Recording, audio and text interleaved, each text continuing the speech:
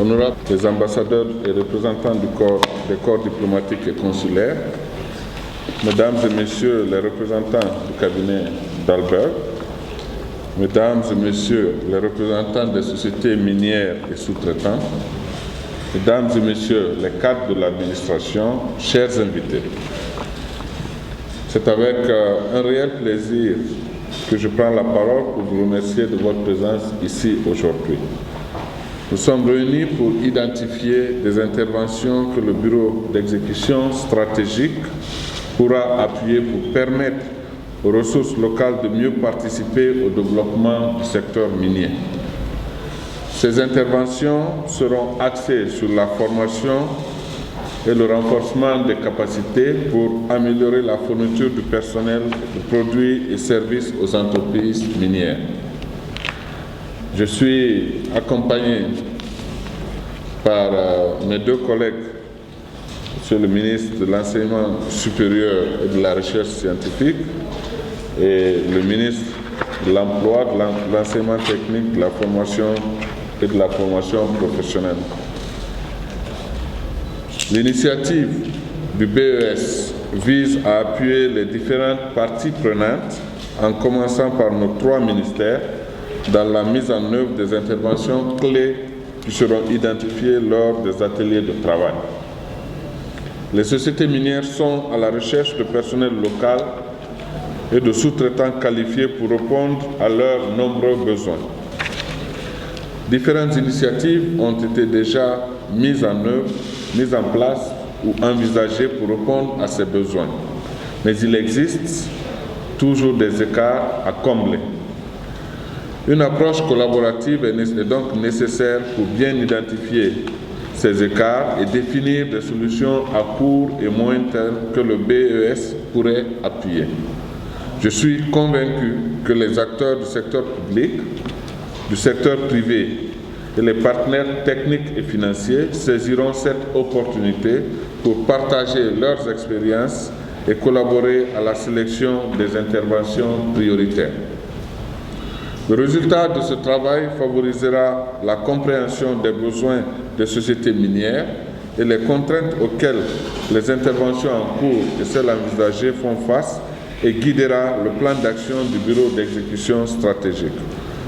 Je voudrais, pour terminer, vous remercier pour votre temps et votre déplacement à Conakry pour ceux qui viennent de l'intérieur du pays et vous souhaiter une excellente matinée de travail. Je vous remercie.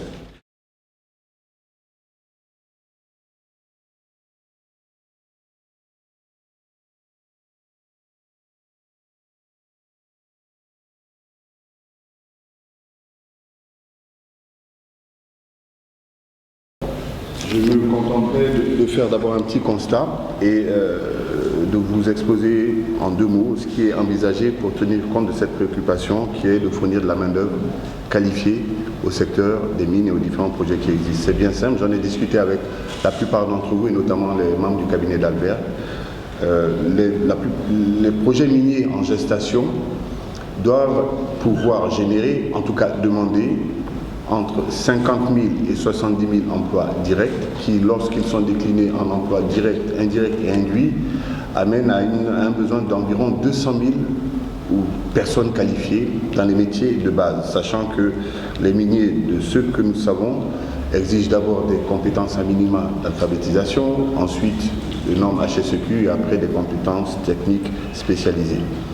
Dans l'état actuel du système de formation professionnelle, nous sommes en mesure de fournir à peine et difficilement environ 25 à 30 000 agents sur le terrain. Donc vous avez déjà le gap qui existe entre ce que notre État est capable de fournir et ce dont ces différents projets ont besoin, sachant que si 2 grands projets miniers commencent en même temps, même ces 30 à 40 000 ne sont plus disponibles, sachant que ce sont des compétences transversales qui sont également utilisables dans le secteur des travaux publics, des télécoms et d'autres secteurs.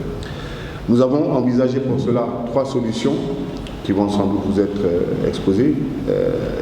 C'est principalement du partenariat public-privé. On verra ensemble comment on peut le mettre en place. Nous avons mis en place une législation qui, en principe, nous donne les outils pour former les jeunes Guinéens dès l'instant où elle amène des contraintes pour l'emploi de travailleurs étrangers, et donc elle oblige les sociétés à former les ressources dont elles ont besoin. Est-ce que cela est suffisant? Comment on fait pour le mettre en œuvre? Nous comptons également sur les travaux de cet atelier pour renforcer la réflexion qui a déjà eu lieu et qui permet par exemple à l'Office national de la formation et du perfectionnement professionnel d'adresser ce genre de questions, à condition bien entendu que les entreprises minières participent à ce travail-là. Or, lorsqu'on sait que la plupart d'entre elles sont exonérées de la taxe sur la formation professionnelle, on rentre dans cette quadrature du cercle qui fait que les solutions sont parfois un peu compliquées à trouver. Voilà tout l'intérêt de ce type de rencontres qui, nous l'espérons, vont produire des approches de solutions ou des pistes de réflexion pour qu'ensemble nous trouvions cette solution, étant entendu qu'il n'est pas question qu'on puisse continuer à accepter que chaque année 300 000 jeunes sortent du système scolaire sans qualification et donc en face des besoins de compétences qui ne sont pas satisfaits. Notre ministère est donc un acteur majeur, très attentif à tout ce qui va sortir de cet atelier, et le ministre de l'Enseignement supérieur, qui également est concerné puisque les compétences d'un certain niveau sont également concernées par cette initiative, va tout de suite, lorsqu'il va ouvrir l'atelier, vous le confirmer. Merci beaucoup.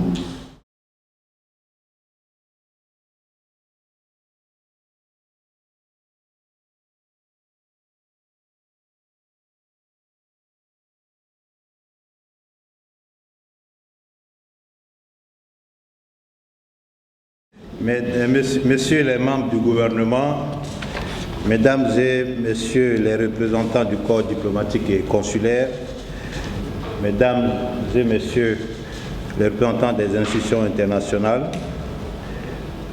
Mesdames et Messieurs les hauts cadres de l'administration, distingués invités, ce qu'ont dit mes collègues tout à l'heure est très juste, et je crois que l'objectif de cet atelier va dans ce sens.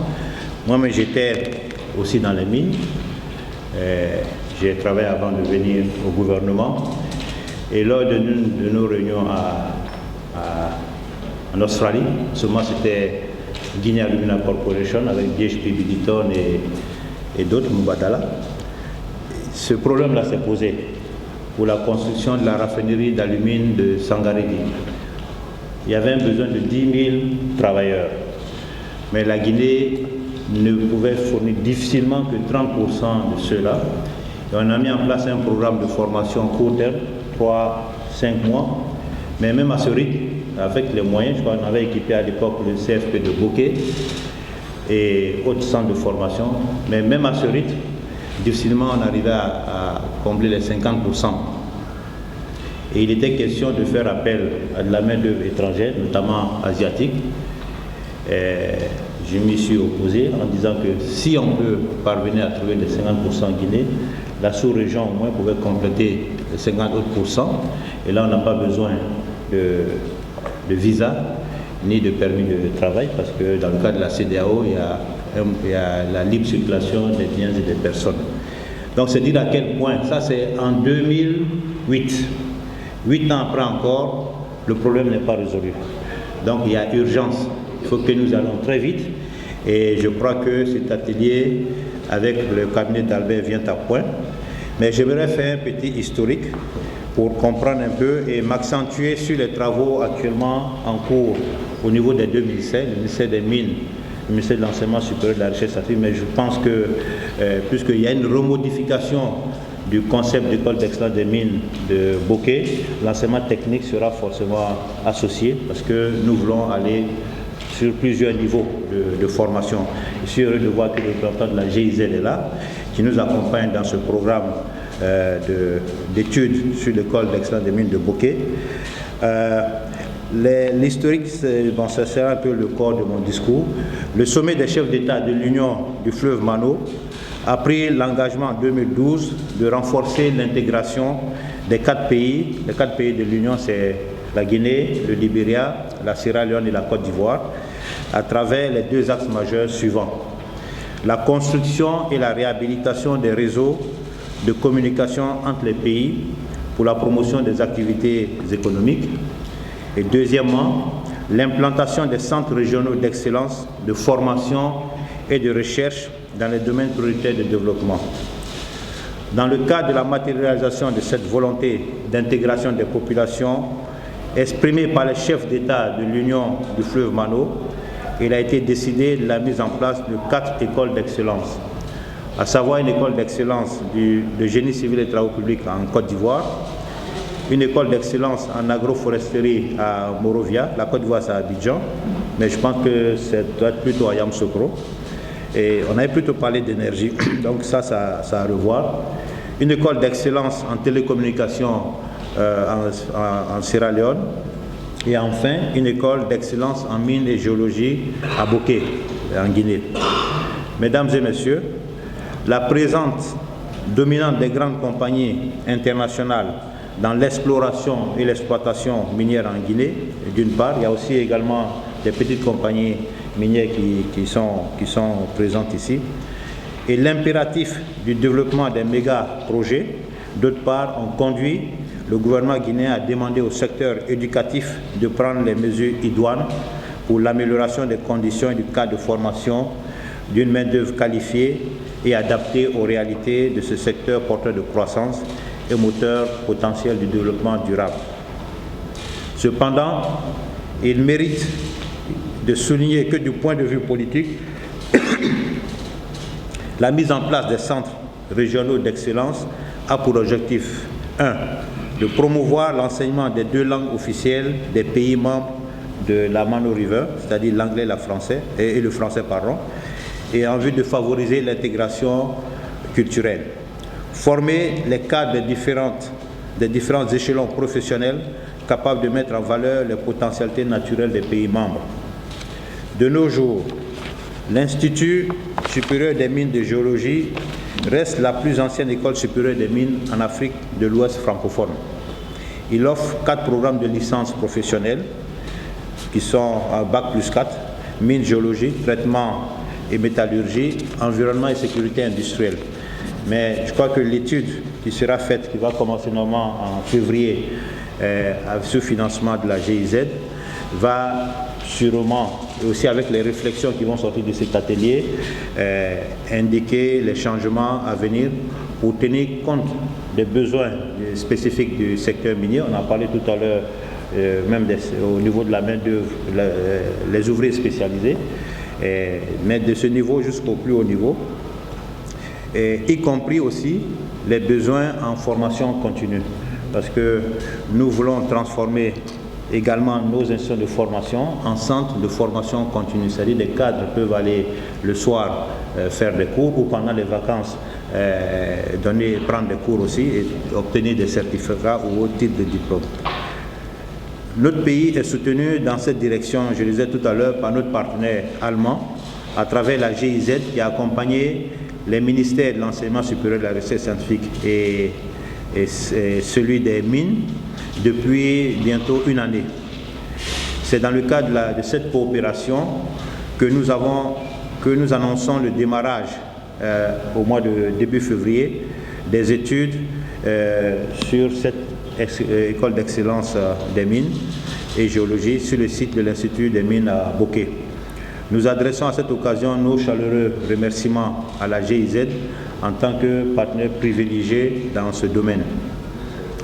En raison de la volonté politique exprimée par les chefs d'État de l'Union du fleuve Mano, la vocation de l'Institut supérieur des mines de Boké doit être la formation de techniciens supérieurs, bien sûr, de qualité, mais je pense qu'avec la nouvelle donne, de plusieurs niveaux de formation également, en rapport avec les besoins des industries extractives.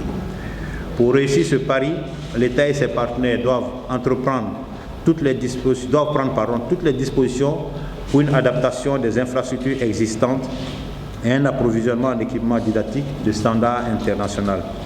Un accent particulier doit être mis sur la formation des formateurs afin que l'Institut puisse jouer le rôle de leader en matière de formation des techniciens de tout échelon et de toute autre compétence nécessaire pour le développement de l'industrie minière au bénéfice de l'espace de l'Union du fleuve Mano, de la CEDEAO et au-delà de l'Afrique.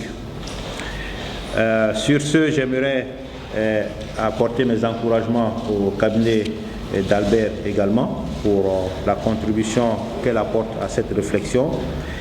Et donc, sur ce, je déclare ouvert le présent atelier. Je vous remercie.